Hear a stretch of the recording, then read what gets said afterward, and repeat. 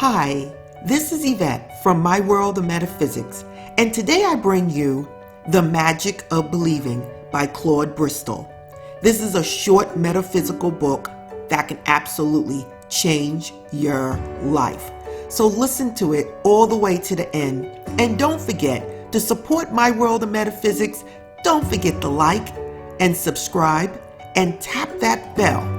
This is the Law of Attraction Metaphysical YouTube channel that brings you information in an easy to understand manner. So don't forget to subscribe. Now let's get going. Chapter 1: How to Tap the Power of Belief. Is there a force, a factor, a power, a science, call it what you will, a something which a few people understand and use to overcome their difficulties and achieve outstanding success?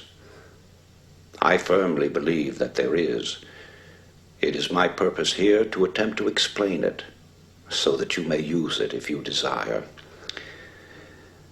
I realize I have run across something that is workable, but I don't consider it as anything mystical except in the sense that it is unknown to the majority of people and is little understood by the average person.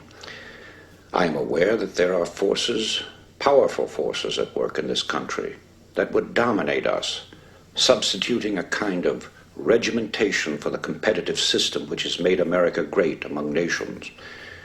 I believe that we must continue to retain the wealth of spirit of our forefathers. If we don't, we shall find ourselves dominated in everything we do by a mighty few. We'll become serfs in fact, if not in name. I hope this work will help develop individual thinking and doing. Some may call me a crackpot or a screwball. I'm well aware of that. Let me say that I am past the half-century mark and have had many years of hard, practical business experience, as well as a goodly number of years as a newspaper man. I started as a police reporter. Police reporters are trained to get the facts and take nothing for granted. Apparently, I was born with a huge bump of curiosity. I've always had an insatiable yearning to seek explanations and answers. This yearning has taken me to many strange places, brought to light many peculiar cases, and has caused me to read every book I could get my hands on, dealing with religions, cults, and both physical and mental sciences. I have read literally thousands of books on modern psychology, metaphysics, ancient magic, voodooism, yogism, theosophy, Christian science, unity, truth, new thought, and many other dealings. It's what I call mind stuff. Many of these books were nonsensical, others strange, and many very profound. Gradually, I discovered that there is a golden thread that runs through all the teachings and makes them work for those who sincerely accept and apply them. That thread can be named in a single word: belief. It is the same element or factor, belief, which causes people to be cured through mental healing, enables others to climb the ladder of success, and gets phenomenal results for all who accept it. Why belief as a miracle worker is something that cannot be satisfactorily explained, but have no doubt about it. There's genuine magic in believing. The magic of believing became a phrase around which my thoughts steadily revolved. I've tried to put down these thoughts as simply and as clearly as I could, so that everyone can understand. My hope is that anyone who listens will be helped in reaching their goal in life. I would like to start by relating a few experiences of my own life, with the hope that by hearing them you will gain a better understanding of the entire science. Early in 1918, I landed in France as a casual soldier, unattached to a regular company. As a result, it was several weeks before my service record necessary for my pay caught up with me. During that time, I was without money to buy gum, candy, cigarettes, and the like. Every time I saw a man light a cigarette or chew a stick of gum, the thought came to me that I was without money to spend on myself. Certainly I was eating, and the army clothed me and provided me with a place on the ground to sleep. But I grew bitter because I had no spending money and no way of getting any. One night, en route to the forward area on a crowded troop train, sleep was out of the question. I made up my mind then that when I returned to civilian life, I would have a lot of money. The whole pattern of my life was altered at that moment. I didn't realize it then that at that moment I was laying the groundwork for a new direction in my life, groundwork that would unleash forces that would bring accomplishment. As a matter of fact, the idea that I could, with my thinking and believing, develop a fortune never entered my mind. Money is not the only desire you may have. It doesn't matter to what end this science is used, it will be effective in achieving the object of your desires. And in this connection, let me tell another experience. Some years ago, I decided on a trip to the Orient and sailed on a ship called the Empress of Japan. Something was working for me on that trip. I had no claim to anything but ordinary service. However, I sat at the executive officer's table and was frequently his personal guest in his quarters as well as on inspection trips through the ship. Well, naturally, the treatment I received made a great impression on me, and in Honolulu I often had the thought it would be nice to receive comparable treatment on my journey home on another ship. One afternoon I got the sudden impulse to leave for the mainland. It was about closing time when I arrived at the ticket agency. I was told that a ship was leaving the next day at noon, and I could get the only remaining cabin ticket. I bought it, and the next day, just a few minutes before noon, I started up the gangplank. In an offhand manner, I said to myself, "They treated you as a king on the Empress of Japan. The least you can do here is sit at the captain's table." "Sure, you'll sit at the captain's table." The ship got underway, and as we steamed out of the harbor, word was received from the dining room steward for passengers to appear in the dining room for assignments to tables. About half the assignments had been made when I came before him. He asked me for my ticket, which I placed on the table. He glanced at it, and then to me, saying, "Oh, yes, table A, seat number 5. It was the captain's table, and I was seated directly across from him. Many things happened aboard that ship which pertain to this subject, the most prominent being a party supposed to be in honor of my birthday. Just an idea of the captain's, because my birthday was months off. In laying before you this very workable science, I am aware that the subject has been handled before from many angles. I am also cognizant that many people shy away from anything that smacks of religion, the occult, or the metaphysical. Accordingly, I am presenting it in the language of a businessman who believes that sincere thinking and plain speaking will get any message across to the people. In using this science, which is given to you with the confident knowledge that no matter how you use it, it will get results, I wish to warn you. Never use it for harmful or evil purposes. Since the beginning of man, there have been two great subtle forces in the world, good and evil. Both are terrifically powerful in their respective scopes and cycles. The basic principle operating both is mind power, massed mind power. Therefore, take great care that you do not misuse the science of mind stuff. I cannot emphasize this too strongly, for if you employ it for harmful or evil purposes, it will boomerang and destroy you, just as it has others down through the centuries. These are not idle words, but solemn words of warning. Chapter 2. The Power of Thought. Glance around you. If you are in a furnished room, your eyes tell you that you are looking at a number of inanimate objects. That's true so far as visual perception is concerned, but in reality, You are actually looking at thoughts or ideas which have come into materialization through the creative work of some human being. It was a thought first that created the furniture, fashioned the window glass, and gave form to the draperies and coverings. The automobile, the skyscraper, the great planes that sweep the stratosphere, the sewing machine, the tiny pen, 1,001 things, yes, millions of objects. Where did they come from originally? Only one source. From that strange force, thought. As we look further, we realize that these achievements, and in fact all our possessions, came as a result of creative thinking. Thought is the original source of all wealth, all success, all material gain, all great discoveries, inventions, and of all achievements.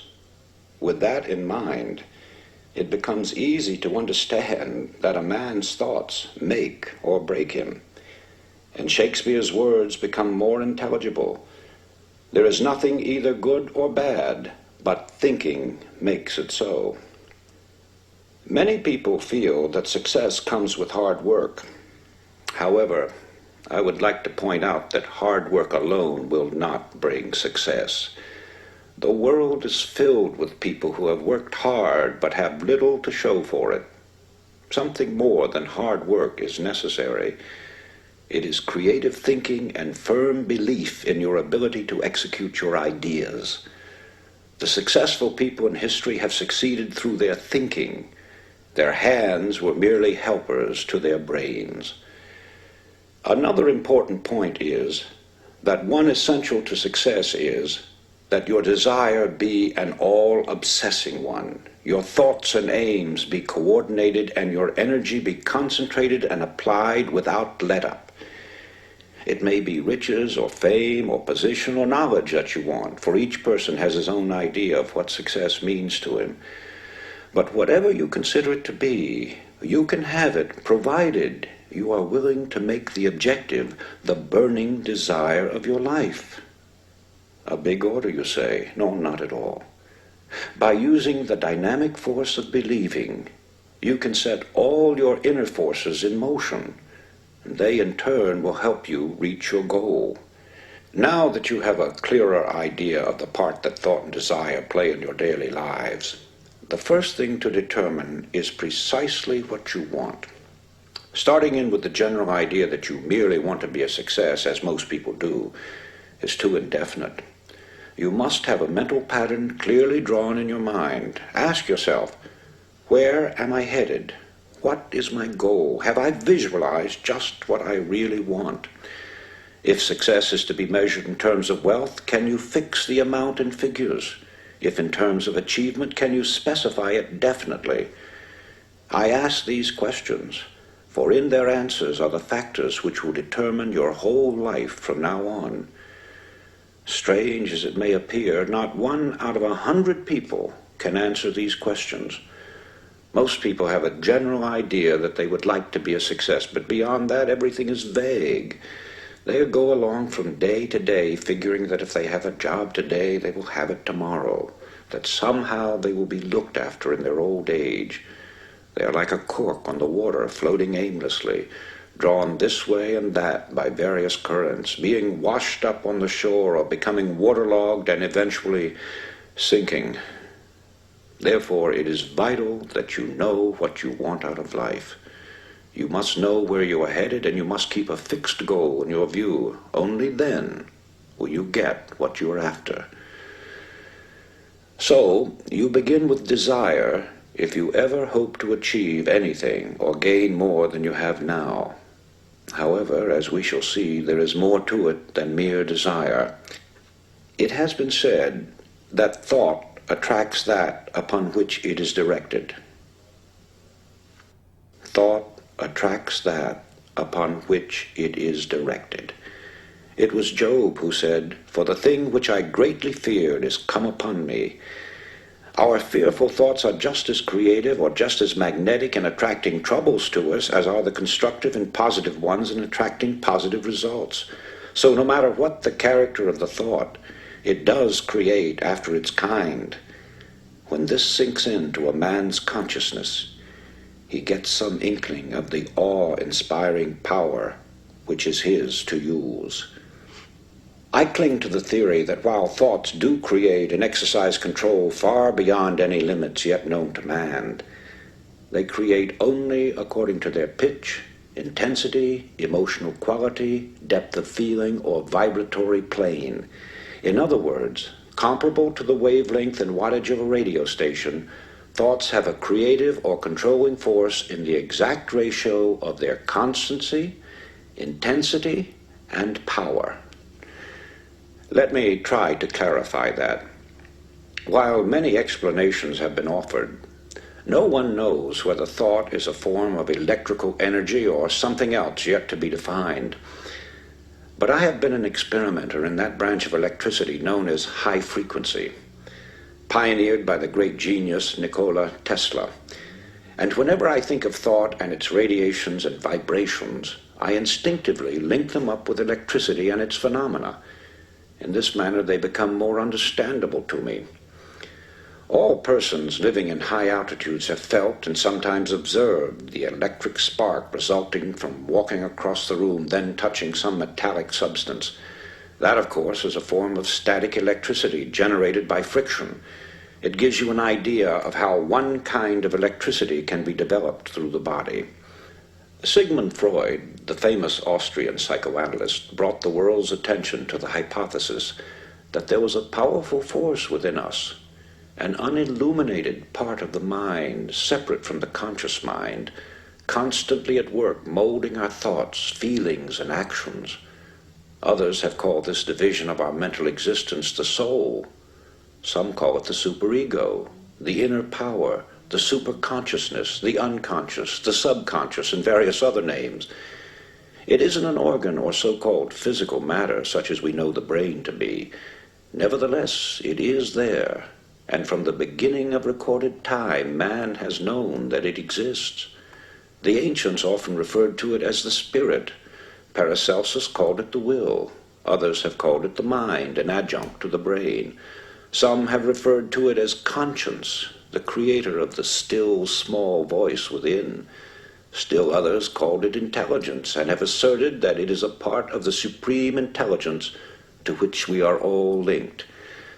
No matter what we call it, I prefer the word subconscious.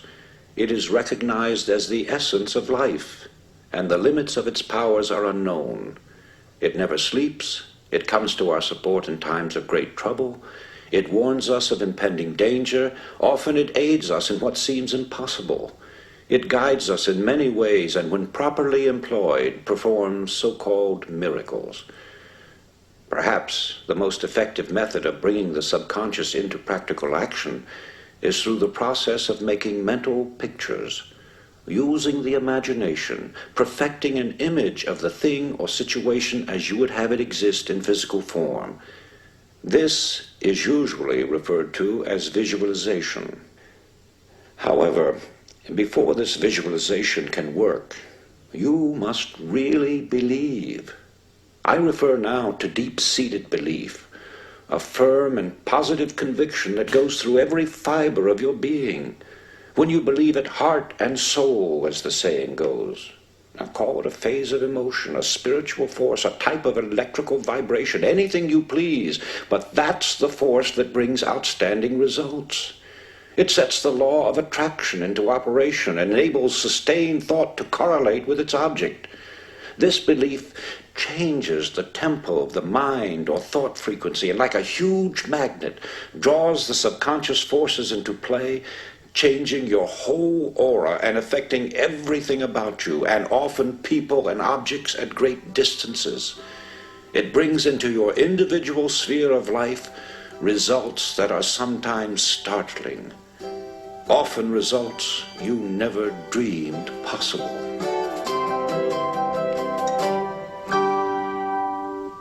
Chapter 3. What the Subconscious Is. Gustave Gelle, the distinguished French psychologist and author of From the Unconscious to the Conscious, once wrote, "There is no artist, man of science, or writer of any distinction, however little disposed to self-analysis, who is not aware by personal experience of the unequaled importance of the subconscious. He also said that the best results in life were obtained by a close harmony and cooperation between the conscious and subconscious mind. As the subconscious plays a very important part in the magic of believing, it will bring you to a quicker understanding of this science if you have a clear and detailed picture of what the subconscious mind is, where it is located, and how it functions. Now, it is the conscious mind that is the source of thought. Also, it's the mind that gives us the sense of awareness in our normal waking life, the knowledge that we are ourselves here and now, the recognition and understanding of our environments, the power to rule over our mental faculties, to recall the events of our past life, and to understand our emotions and their significance. More concretely, it enables us to have a rational understanding of the objects and persons about us, of our successes or shortcomings, of the validity of an argument, or the beauty of a work of art. Many times the solution of our problems result from the use of the conscious mind, but now and then, when the solution is not forthcoming, we become exhausted with continued trying. We begin to lose confidence in ourselves, and we often resign ourselves to the idea that we have failed, that nothing can be done about it. Here is where the subconscious mind comes in. It helps us to renew our belief in ourselves. It assists us to overcome our difficulty and to put us on the road to achievement and success. Just as the conscious mind is a source of thought, so the subconscious is the source of power. Also, it is one of the greatest realities in human life.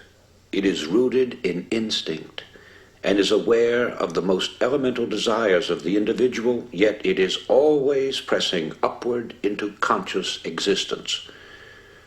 The powers of the subconscious are many, the chief of which are intuition, emotion, certitude, inspiration, suggestion, deduction, imagination, organization, and, of course, memory and dynamic energy. It is a distinct entity. It possesses powers and functions with unique mental organization all its own.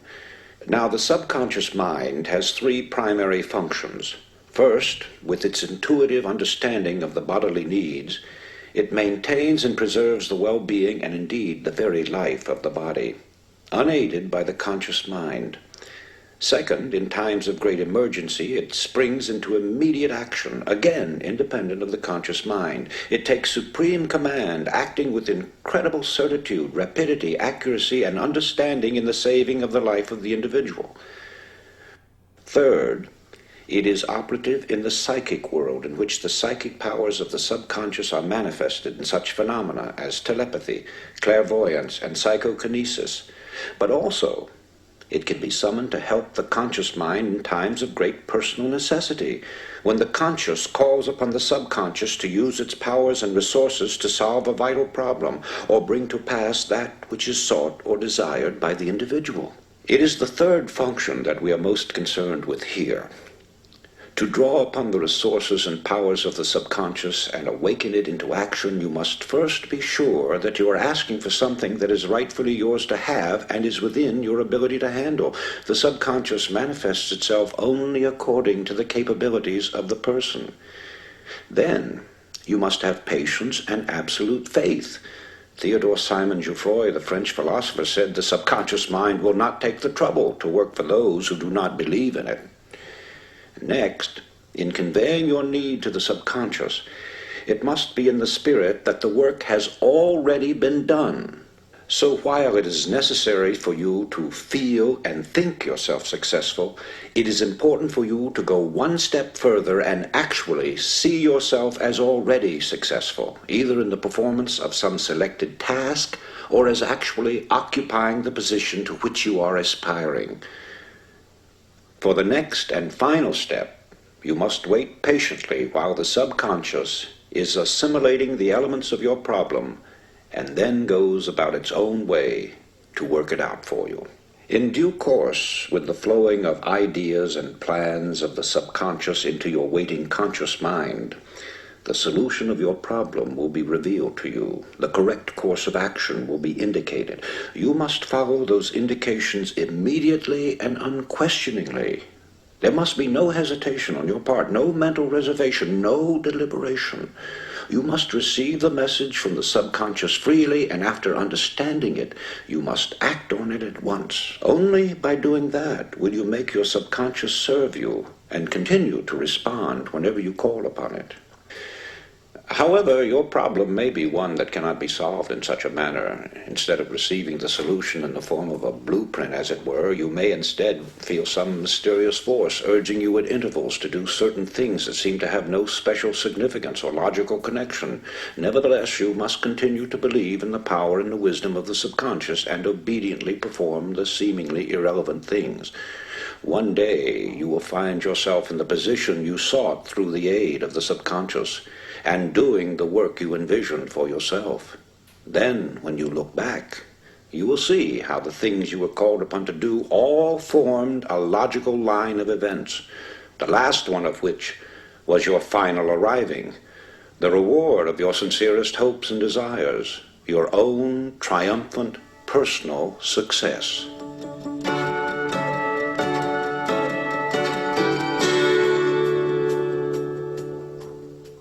Chapter 4.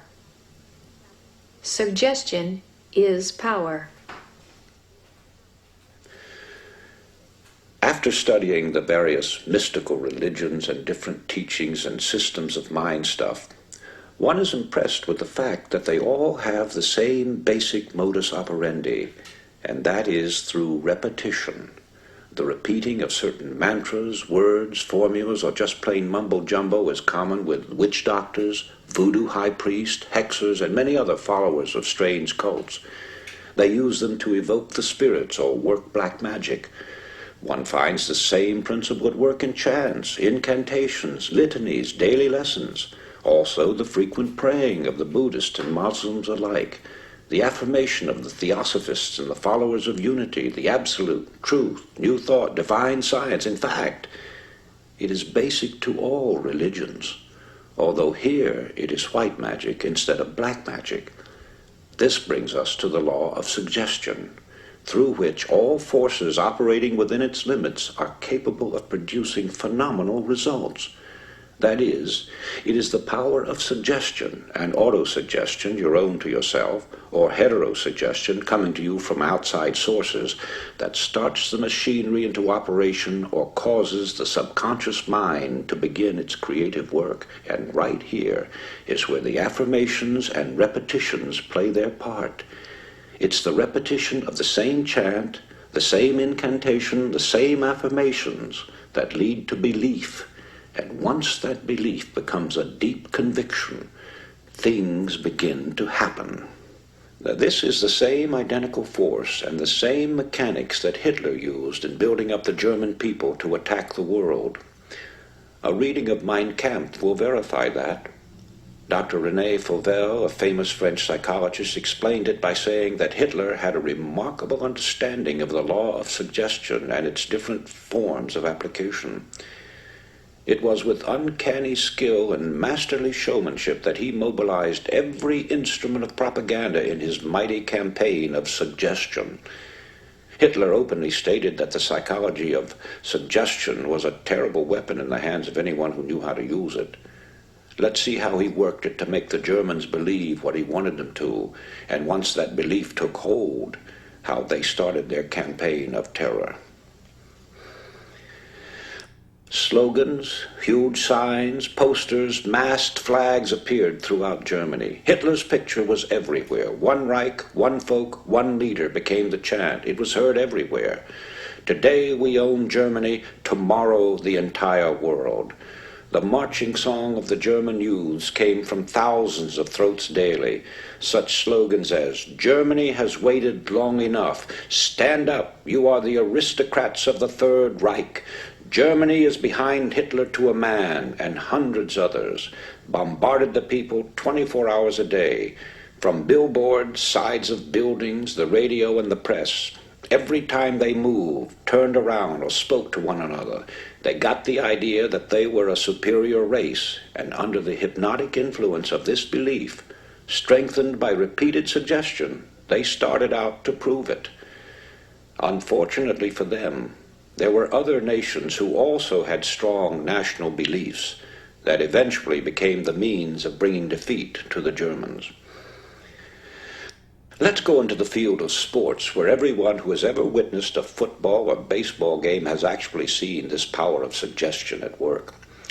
The late Newt Rockne, famous coach at Notre Dame, knew the value of suggestion and used it repeatedly, but he always suited his method of applying it to the temperament of the individual team. A story is told that on one Sunday afternoon, Notre Dame was playing a particularly grueling game and at the end of the first half was trailing badly. The players were in their dressing room, nervously awaiting the arrival of Rockne. Finally, the door opened and Rockne's head came in slowly. His eyes swept inquiringly over the squad. "Oh, excuse me. I made a mistake. I thought these were the quarters of the Notre Dame team." The door closed and Rockne was gone. Puzzled and then stung with fury, the team went out for the second half and won the game. In the Depression years, and there may be years like them in the future, we saw this same suggestive force working overtime. Day after day we heard the expression, "Times are hard, business is poor, the banks are failing, prosperity hasn't a chance," and wild stories about business failures on every hand until they became the national chant. Millions believed that prosperous days would never return. Hundreds, yes, thousands of strong-willed men went down under the constant hammering, the continuous tap-tapping of the same fear-vibratory thoughts. Money, always sensitive, runs to cover when fear suggestions begin to circulate, and business failures and unemployment follow quickly. We heard thousands of stories of bank failures, huge concerns going to the wall, and people believed them readily and acted accordingly. There will never be another business depression if people generally realize that it is with their own fear thoughts that they literally create hard times. They think hard times, and hard times follow. Dr. Walter Dill Scott, eminent psychologist and longtime president of Northwestern University, told the whole story when he said, "Success or failure in business is caused more by mental attitude rather than by mental capacities." Let's consider charms, talismans, amulets, good luck pieces, four-leaf clovers, old horseshoes, a rabbit's foot, and countless other trinkets which thousands of people believe in. By themselves, they are inanimate, harmless objects without power. But people breathe life into them by thinking they do have power, even though the power isn't in them per se. The power comes only with the believing, which alone makes them effective. Two outstanding illustrations of this are found in the stories of Alexander the Great and Napoleon. In Alexander's day, an oracle proclaimed that whoever unloosened the Gordian knot would become ruler of all Asia. Alexander, you may remember, with one stroke of his sword, cut the knot and rose to tremendous heights and power. Napoleon was given a star sapphire when he was a child, with the prophecy that it would bring him luck and someday make him Emperor of France. Could it have been anything but the supreme belief in the prophecy that carried these two great men to a place in the Hall of Fame? They became great men because of their supernormal beliefs.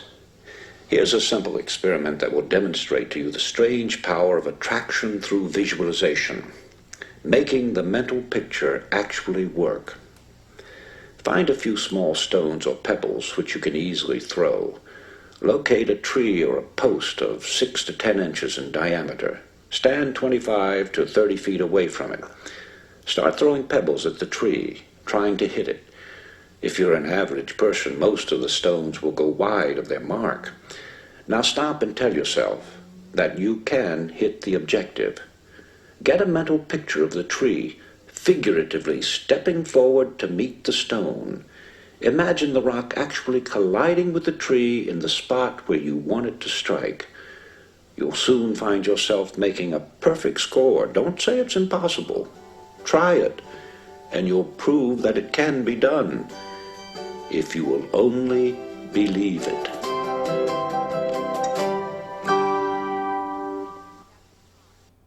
Chapter 5. The Art of Mental Pictures. To become the person that you would like to be, you create a mental picture of your newly conceived self. And if you continue to hold it, the day will come when you are in reality that person. Shakespeare said, "Assume the virtue if you have it not."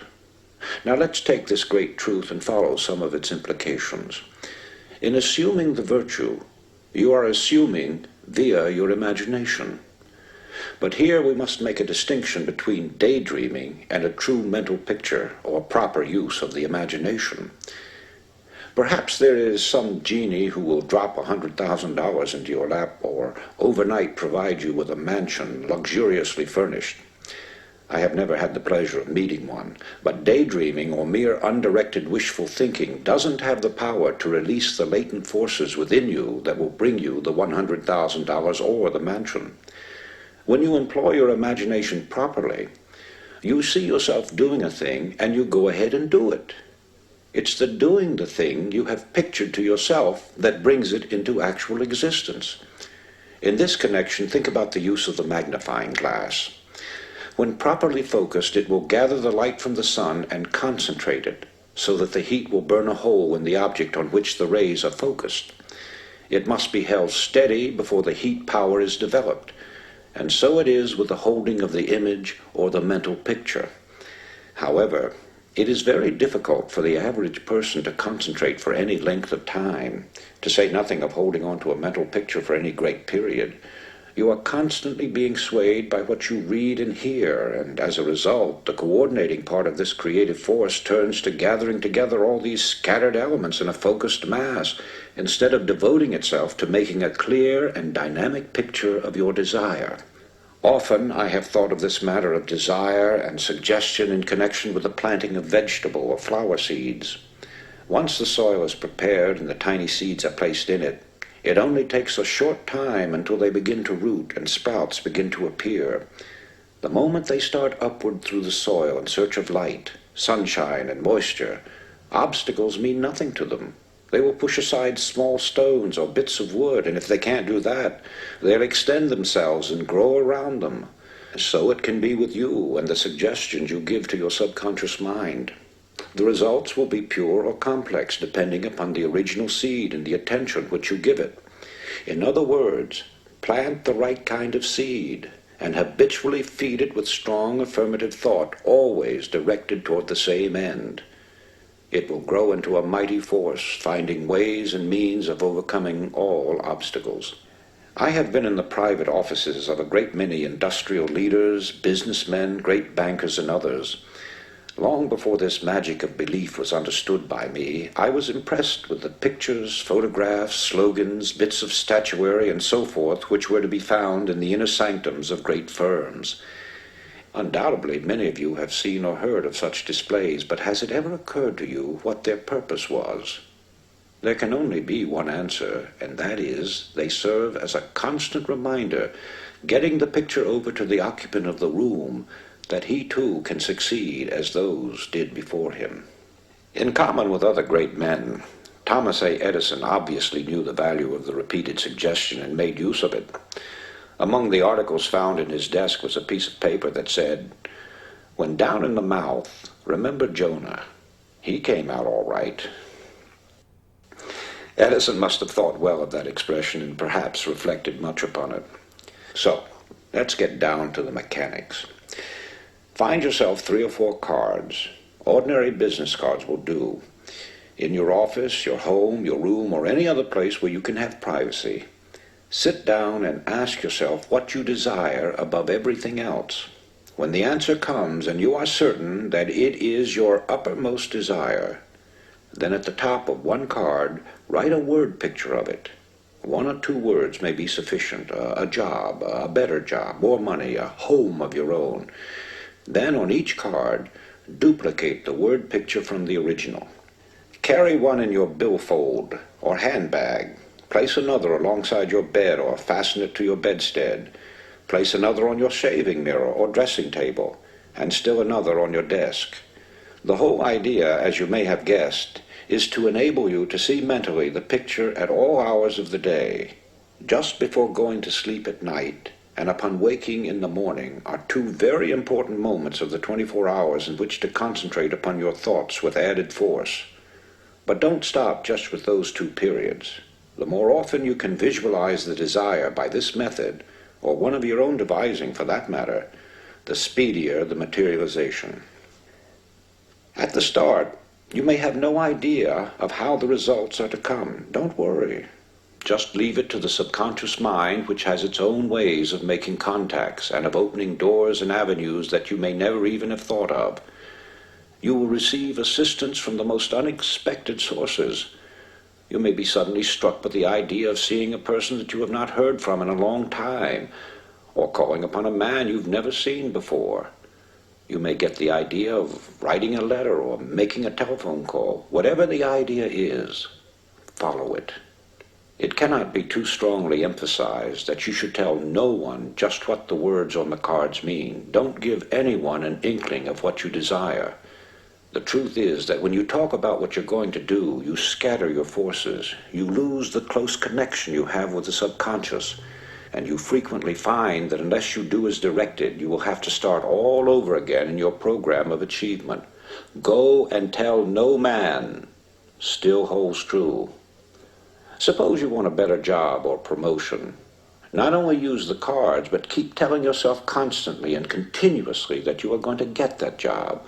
You have already visualized it if you have accepted this science, but the repetition will be the means of driving the suggestion deeply and firmly into the subconscious mind.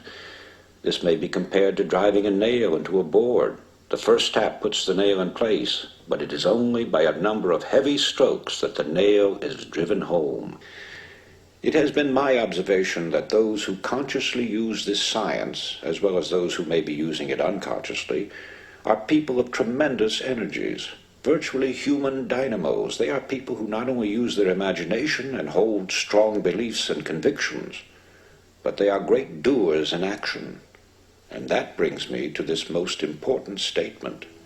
Faith without action is dead. Chapter 6. The Mirror Technique. Now, there is another device which I call the mirror technique. Before explaining it, I want to tell you how I happened to discover what a truly wonderful thing it is and how it can be used to bring quicker and more effective results. Many years ago, I was the dinner guest of a very wealthy man who owned many patents covering logging and sawmill machinery. He had invited a number of newspaper publishers, bankers, and industrial leaders to his suite in a prominent hotel in order to explain a new method he had devised for mill operations. Dinner was late in being served, and as there had been plenty of liquor offered, the host found himself in an embarrassing state of intoxication. Just before dinner was served, I noticed him staggering into his bedroom and pulling himself up abruptly before his dresser. Thinking I might help him, I followed him to the door of his room. As I stood there, I saw him grab the edge of the dresser top with both hands and stare into the mirror, all the time mumbling as a drunken man sometimes does. Then his words began to make sense, and I moved back a little to watch the performance. I heard him say, "John, you old... They tried to get you drunk, but you're going to fool them. You're sober. Cold sober. This is your party, and you've got to be sober." As he kept repeating these words while continuing to stare at the reflection of his eyes in the mirror, I noticed that a transfiguration was taking place. His body was becoming more erect. The muscles of his face were tightening, and his drunken look was disappearing. The whole performance was over in about 5 minutes. But in all my experience as a newspaper man, and more especially as a police reporter, I had never seen such a rapid change. Not wanting him to know that I'd been watching him, I made for the bathroom. When I got back to the dining room, I found the host at the head of the table, and while his face was still a little flushed, to all appearances he was sober. At the end of the dinner, he presented a very dramatic and convincing picture of his new plans.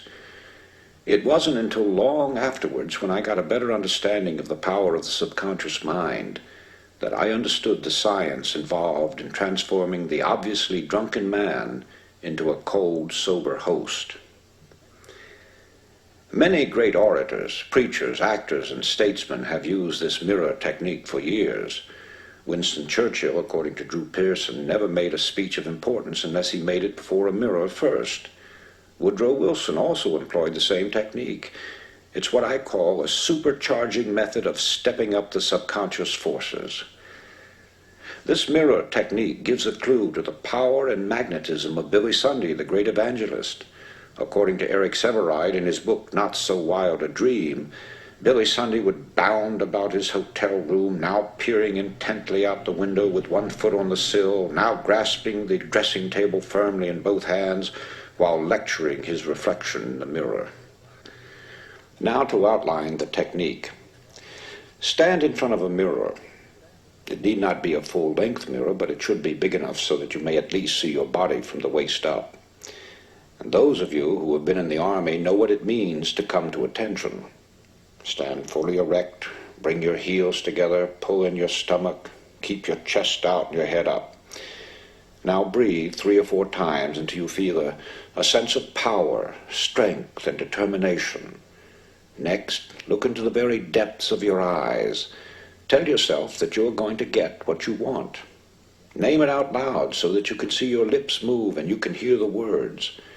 Make a ritual of it. Practice doing it at least twice a day, mornings and evenings, and you'll be surprised at the results. Within a few days, you'll have developed a sense of confidence that you never realized that you could build within yourself. This power will give you that penetrating gaze that causes others to think you are looking into their very souls. Sooner or later, there will come an intensity that will reveal the intensity of your thought. Emerson wrote that every man carries in his eyes the exact indication of his rank. Remember that your own gradation or position in life is marked by what you carry in your eyes. So develop eyes that say confidence. The mirror will help you. A word of warning here. I take it for granted that none of you assume that the techniques I'm showing you here is an open sesame to riches and fame overnight. Certainly it wouldn't be wise to rush into undertakings far beyond your capabilities or your development. But by using this science, you could learn the various steps which will take you to the top. But you must have a plan of action before any program is undertaken. You've got to know what you want and be specific about it. As long as you hold on to the mental picture of your idea and begin to develop it with action, nothing can stop you from succeeding. For the subconscious mind never fails to obey any order given to it clearly and emphatically.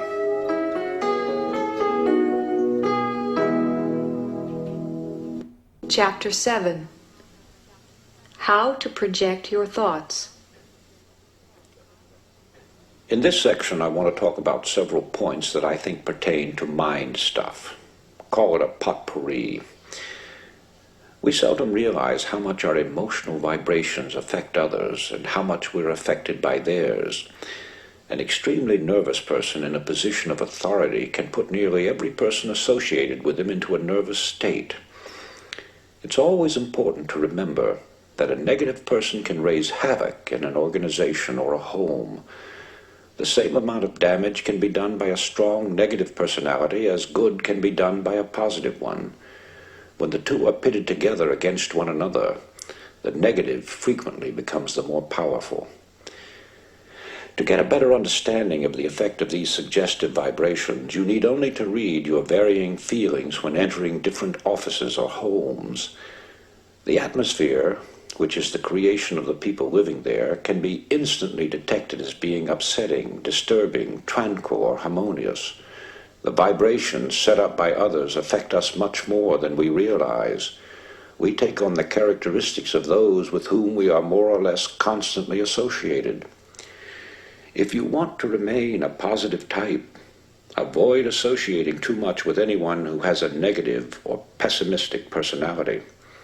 This brings me to another point.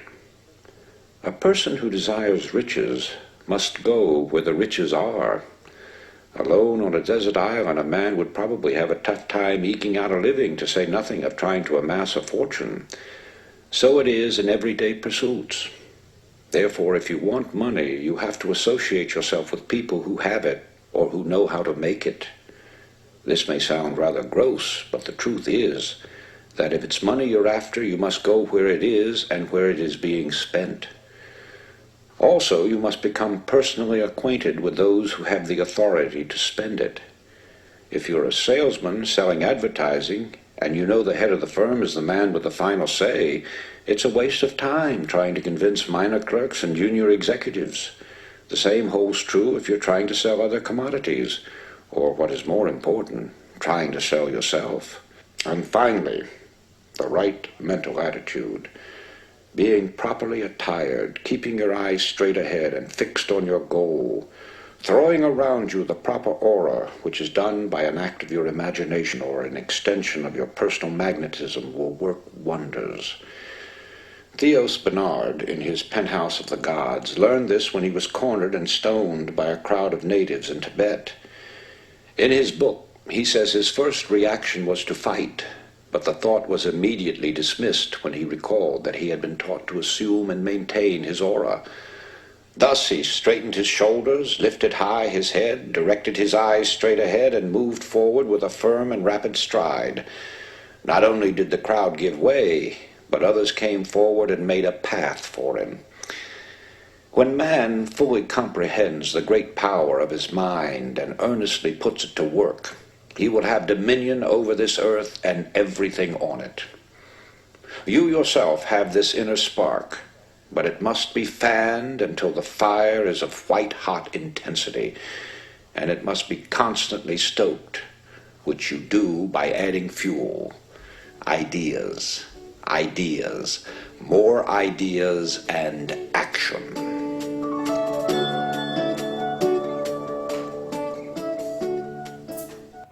Chapter 8.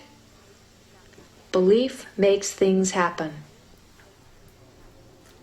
I have tried to make plain how this power through belief can be developed, and to take you up the ladder as far as you wish to go. It is necessary, though, to point out that it is easy to lose one's belief or faith. Thousands have risen to great heights of success only to stumble, roll, or fall to undreamed-of depths. Others, seeking health, have appeared to be more or less miraculously cured, only to find that in later years or even months there is a recurrence of their ailments. There are many weakening factors and influences, all suggestive in nature, which we, in unguarded moments, allow to slip into our subconscious minds. Once these influences begin their destructive work, they can undo all the good accomplished by our constructive forces. So step out in front, head toward the sun, keep facing it, and the dark shadows will not cross your path. I know that it is difficult for the average person who knows nothing of this subject to accept the idea that all is within. But surely the most materialistic person must realize that as far as he himself is concerned, nothing exists on the outside plane unless he has knowledge of it or unless it becomes fixed in his consciousness. It is the image created in his mind that gives reality to the world outside of him. Happiness, sought by many and found by few, therefore is a matter entirely within ourselves. Our environment and the everyday happenings of life have absolutely no effect on our happiness except as we permit mental images of the outside to enter our consciousness. Happiness is wholly independent of position, wealth, or material possessions. It is a state of mind which we ourselves have the power to control, and that control lies with our thinking. Emerson said, What is the hardest task in the world? To think. Obviously, this is so when one considers that most of us are victims of mass thinking and feed upon suggestions from others. We all know that the law of cause and effect is inviolable. Yet how many of us ever pause to consider its workings? The entire course of a man's life has many times been changed by a single thought, which coming to him in a flash became a mighty power that altered the whole current of human events. History is replete with the stories of strong-minded, resolutely willed individuals who, steadfastly holding to their inner convictions, have been able to inspire their fellow man and in the face of tremendous and determined opposition have literally created out of nothing great businesses, huge empires, and new worlds. They had no monopoly of thought power. You and every man and woman have it. All you have to do is use it. You will then become the person you envisage in your imagination. Know yourself. Know your power. Faithfully use the cards and the mirror techniques, and you will get results far beyond your fondest expectations. Just believe that there is a genuine creative magic in believing, and magic there will be, for belief will supply the power which will enable you to succeed in everything you undertake. Back your belief with a resolute will, and you will become unconquerable. A master of men among men, yourself.